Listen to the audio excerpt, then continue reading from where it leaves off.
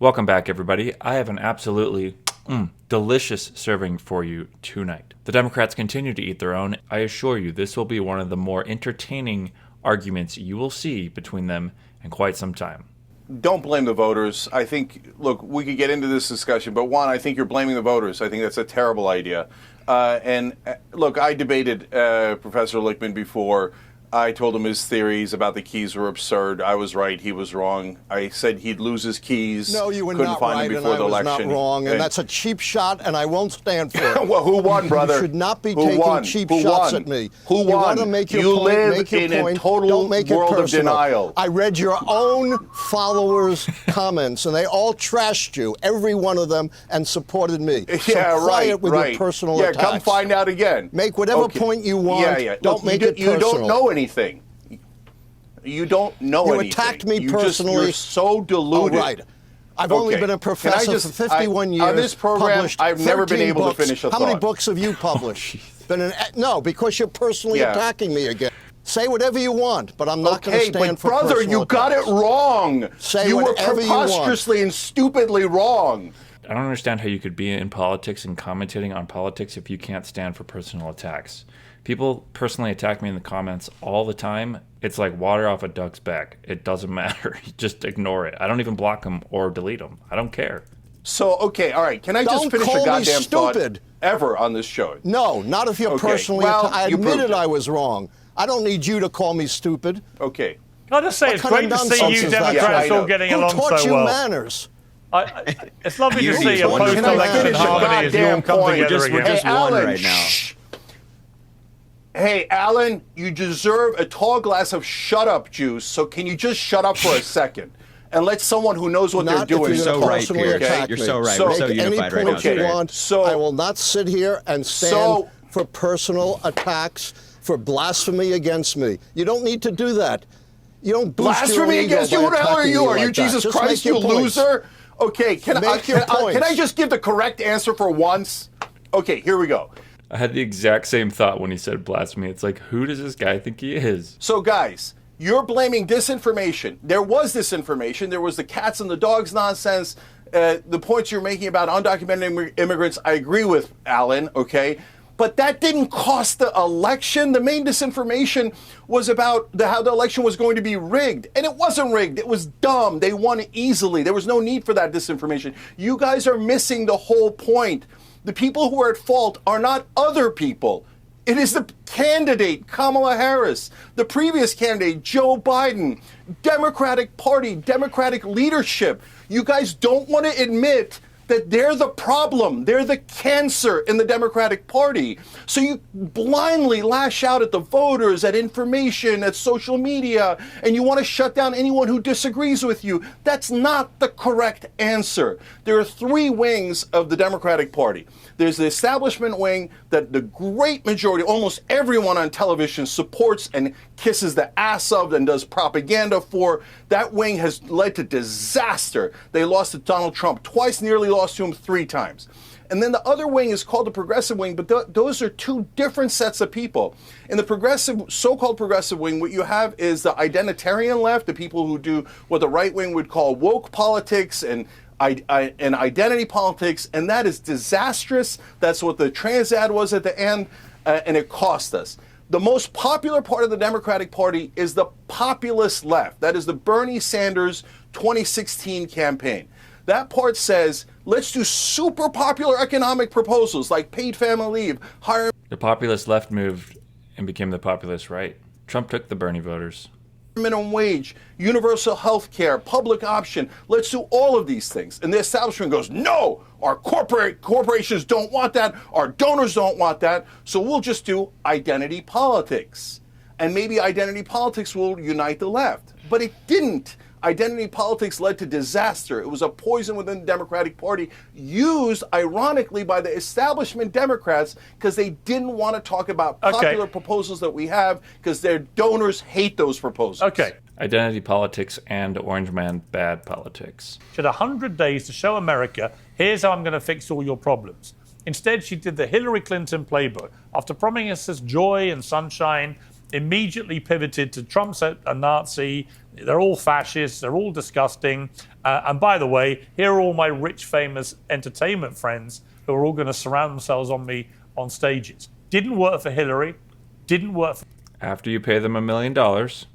Kamala. Kamala Harris's campaign paid Oprah Winfrey's production company nearly $2.5 million for a celeb-packed town hall over double the initial estimate. Woo, you know Oprah can't afford that. Wow. The Democrat candidate who has most resonated with the public was Bernie Sanders, right? You'd have done better with him running in this election. But you guys don't see it that way, do you? Well, I think that since the election happened and sitting with it for a couple weeks, I know why Kamala Harris lost. I think that what I said was premature. And I think it's a combination of what all the gentlemen around me are saying. I think it's like a middle ground in life, which I think is often the case, which is I think Professor Litchman is right that it was a lot of disinformation pushed by a lot of bad actors in the right wing. But I think that Cenk and the gentleman beside me hang on, Harry. There was disinformation from the left as well. When you keep calling him a Nazi... But Piers, it's not to the same... Hang on, it's let me not to finish the my same point. level. When you keep calling Donald Trump a Nazi and a fascist and all these things... At some point, they're going to point to the disinformation. Again, disinformation is a word that they made up. It's either misinformation or information. Disinformation is a new term they made up because it's information that's true but inconvenient. And his supporters, Nazi sympathizers... It was his own all that is total Nazi. Disinformation. Because he hasn't murdered 12 million people. What did that He's not idiot going just to. say? Let me finish my point. Level. When you keep calling Donald Trump a Nazi and a fascist and all these things, and his supporters, Nazi sympathizers, his own all that is total disinformation. His own supporters called him a Nazi. This guy, remember, he's a professor and has written books. Because he hasn't murdered 12 million people, and he's not going to. Well, and by the Piers, way, you all know that. I think we were not great when it came to messaging on the economy. The benefit that Trump had is that he could put his slogan on a yard sign. He could say, Kamala Harris, Democrats, high prices, Trump and Vance, low prices. Kamala Harris, on the other hand, was tasked with explaining, okay, here's why inflation went up. Obviously, it's not Joe Biden and me. It's because of external factors. Here's why gas prices went up. Obviously, it's not me. It's external factors. If you're explaining, you're losing, as the famous saying goes. Yeah. So that was the uphill battle that we had. And I think there was kind of a perfect storm that led to Donald Trump being elected. I think he's being the most reasonable of everyone on the panel so far. All the culture war stuff that we kept being assured by the left nobody cared about. No one cares about the trans debates, right? Nobody cares that biological men are wrecking women's sport. Nobody cares that they're invading women's personal spaces, and so on and so on. No one cares that kids are being put through mutilating surgery before puberty. And we kept being told, nobody cares about this. Leave them all alone. It's transphobic. I'm not transphobic. I wanted trans people, as I still do, to have fairness and equality in their lives exactly the same as all of us on this panel. But when you keep telling people it is fair, on the one hand, Democrats said, we protect women's rights on abortion. On the other hand, we're absolutely fine for women's rights in sport to be traduced at this ridiculous altar of biological men who are now trans women competing against women and beating them. You can't be both. Kamala's for they, them, Trump's for you. They reckon it moved the needle by 2.5 points. It was the most successful and effective 30-second ad in modern political history. You all know it's wrong. For some reason, you wouldn't get off that train. They know that the majority of Democrats are against trans women competing in biological women's sports. They won't defend themselves, and now they're going to cry about it because they lost the election. And it's not just the trans issue. What it does is it signals to the population that your party is willing to lie. Your party is willing to obfuscate. Your party is willing to frame a narrative and say bullshit things like John Oliver said recently, like 2 days ago. He said there was no evidence that trans women in school sports have an advantage over biological women. And the NIH has several studies that show that they do. This is not helping the left to be the party of anti-science. They're already the party of anti-free speech. They gave it to the right, and now they're working their way to becoming the party of anti-science. As Carl Sagan would say, the great thing about science is it's true whether you believe in it or not. The ad was saying, oh, Kamala Harris wants to pay for prisoners' transgender She said surgeries. It. All right, she said it a few years ago, but she said it. But wait, hold on. In the New York Times also reported that this took place under Donald Trump's presidency as well, because depriving a trans prisoner the right to get gender-affirming care is, Cenk, it's the law, it's the Constitution, is against the Constitution of the United States, preventing cruel and unusual punishment. Because if somebody is deemed medically necessary to receive care, no matter what that care is, and you ban it or say, no, you can't get it, that absolutely falls under cruel and unusual punishment. So the point is that it shouldn't be deemed as medically necessary. That is the point. At some point, you've got to recognize that most average Americans just found all that stuff complete bullshit. And that's one of the reasons you lost. And you've got to move on from it. If you come back with another woke progressive platform in 4 years' time, you will be out of office potentially for 4 more, 8 more, maybe 12 more years. I promise you. Take it to the bank. I don't like the word woke, but I understand the context of you using it. I think that, yes, and to some degree we have to move on. But by moving on, we shouldn't throw people under the bus. We shouldn't say, oh, trans people are the reason why, or LGBTQ plus people are the reason why. That's not the reason. It's not the trans people. It's not the LGBTQ people. The majority of LGBTQ people don't believe that trans women should compete in biological women's sports. The problem with the Democratic Party is that they are unwilling to take reasonable positions when they feel like it might offend just one person that they would consider a minority. They have the same issue with homelessness. They feel like homeless people are a minority and they are some sort of protected class, when that's not true for the majority of them. A lot of them just need help, psychological help. One, on the issue of race, many people found it extraordinary that a guy who a lot of people think is racist beat a black woman. And that a lot of people that helped him win turned out to be a lot more black men voting for him than first time, and a lot more Latinos voting for him than the previous times. How important, if at all, was race in the end? Or was it actually a case of a lot of black and Latino people went, we don't care about all that stuff. What we care about is jobs, cost of living, illegal immigration, and so on. 20 years ago, I remember having a conversation with my friends, explaining to them that all of this immigration is going to lead in the coming decades to conservatives gaining more power, because Hispanics are socially conservative, more so than white people. Somehow this was overlooked by Democrats for the last 2 decades. Well, I think everybody cares about jobs, cost of living, inflation, and so on. And by the way, I don't think you're right about those numbers. I think there were more black men than black women who went towards Trump.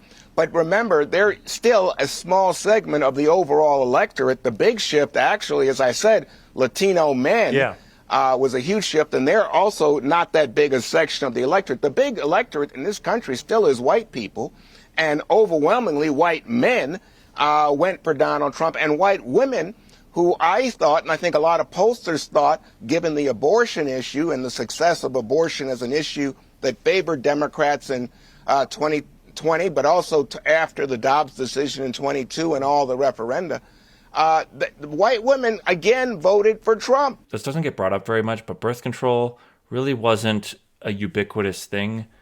I mean, it came out in the 60s and it started, being distributed, but it really wasn't a thing, and it was culturally wasn't that accepted until, we had the Pope condemned it in the late 70s, early 80s, or sometime around that frame, but just culturally it wasn't ubiquitous. So when Roe happened, it was definitely more of an issue. Nowadays, it's ubiquitous. You can go to your pharmacy and get morning after pills, and people just put their daughters on birth control. And so abortions aren't as necessary as they used to be. This was only going to work if people were dumb. And people are smart, and they know that they can vote in their local elections, and that handing this back over to the state, people can vote on it, and they can decide based on their cultural preferences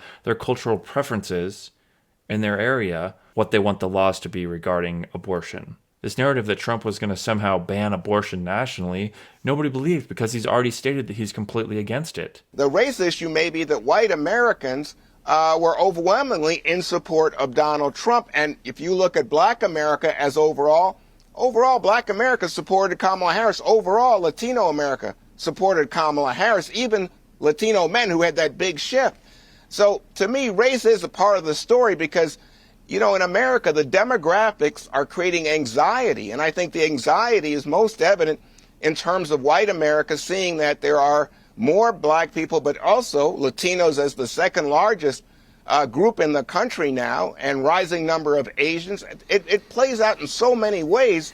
And I think Donald Trump is just expert at exploiting, that racial anxiety to say to people, these Democrats are playing identity politics or whatever. I think the identity politics overwhelmingly is played by Donald Trump with white America. This framing and this thought process is what's going to continue to keep them losing. Juan, I love you, brother, but it ain't about race. It ain't about race. You know what? Latino men didn't vote for. Hold on. Latino men didn't vote for Donald Trump because all of a sudden they like white people or orange people. They voted for him based on economic issues. The Democrats only think in terms of identity, but that's not working anymore. The number one identity people care about is not Latino, black, or white. It's class. Are you going to do something for the average man, or are you going to sit there and play identity politics so you avoid the more important questions that your donors don't want to talk about that actually helps the average guy, like paid family leave and higher wage? First of all, let me add a quick fact. There was no massive switch of black voters to Donald Trump. Donald Trump got 13% of the black vote, 11% the last time. That's 2% of a very small. It doesn't matter. Once you get 10% of the vote, and I said this in 2016, once you can get 10% of people to side with you, it'll start to snowball effect. If you're under 10%, you can stay under 10% forever. Once you hit 10%, you can continue to snowball, and you will continue to snowball probably up to 50%. I 100% believe that in our lifetime, it's going to be a 50-50 split with black voters. Second big myth is that hindsight is 20/20. We have a lot of Monday morning quarterbacks who, after the fact, are telling us what Harris should and should not have done. And half of them are saying she lost because she was too progressive. She was too open to the charge of being a radical, a socialist. The other half have said, of course, she lost because she wasn't progressive enough. We heard that from Cenk today. It's all sports talk radio without the entertainment. There is no way to know after the fact what she should or should not have done. If she had only done this or that, it would have made a difference. That's just hot air with absolutely no proof. The difference that I bring to the table is a track record of successful prediction based upon how American presidential elections have previously worked as pragmatic decision-making on whether or not the White House party has governed well enough. How many hasn't he only predicted? I think he said 20 years he's gotten it right, and that's what, 5? So he got 4 out of 5. I could flip a coin and hit heads 4 times in a row. This guy should understand this.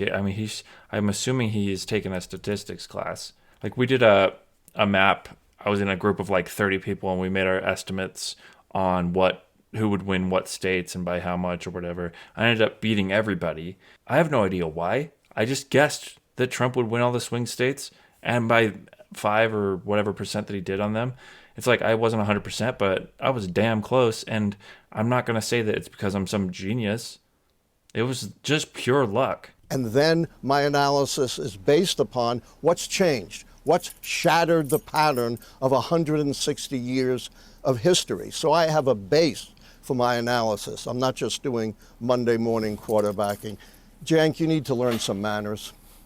Your act is getting really thin. I mean, brother, I said what was going to go wrong. It did go wrong. I was right. You were wrong in this election spectacularly so with your so-called keys. And now you come and tell us not the Monday morning unlike you, I'm willing to admit when I'm wrong. Are you ever going to learn the lessons? Can I just ask, hang on. Just ask, for those who have no idea what the key thing is all about, why are you flashing keys? Okay, because this brother said that he had these keys and they were going to determine the outcome of the election, and all the keys were rigged in favor of incumbents. And I tried to explain to him, no, there are things outside of the keys. We literally had a debate, and I asked him, what if Joe Biden, this was back when he was defending Joe Biden, which now seems unconscionable, what if Biden came and punched the baby every single day? Would your keys still hold? And he said yes.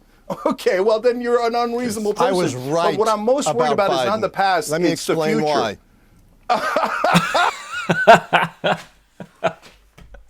Except there's no way to know. There's no way to know if you were right. You just barely said there's no way to know and go back in time and actually now he's saying he's right. Holy cow, this guy. I was right. I mean, listen to him. about I mean, Biden. you have no idea how absurd you sound. Okay, but guys, the most important thing is not between me and Professor Litchman. God bless you, brother. I know you did a lifetime's worth of work, and I feel a little bit bad about it. The reason I'm saying it is not to rub it in now. It's because I'm worried that in the next primary, you're going to tell people to vote for the establishment Democrat. That all of you on this panel are going to go, oh no, vote for the corporate robot, vote for the corporate robot. And that's going to destroy this party. All right, they're not going to learn. At least the three people here are not going to learn. Cenk has figured it out. Everyone over at TYT has figured it out. But unfortunately, the mainstream media and everybody who backed Kamala and Biden and didn't realize that anointing somebody and claiming that you are the party that's going to protect democracy would make you sound like idiots. Like the video, subscribe. We'll see you in the next one.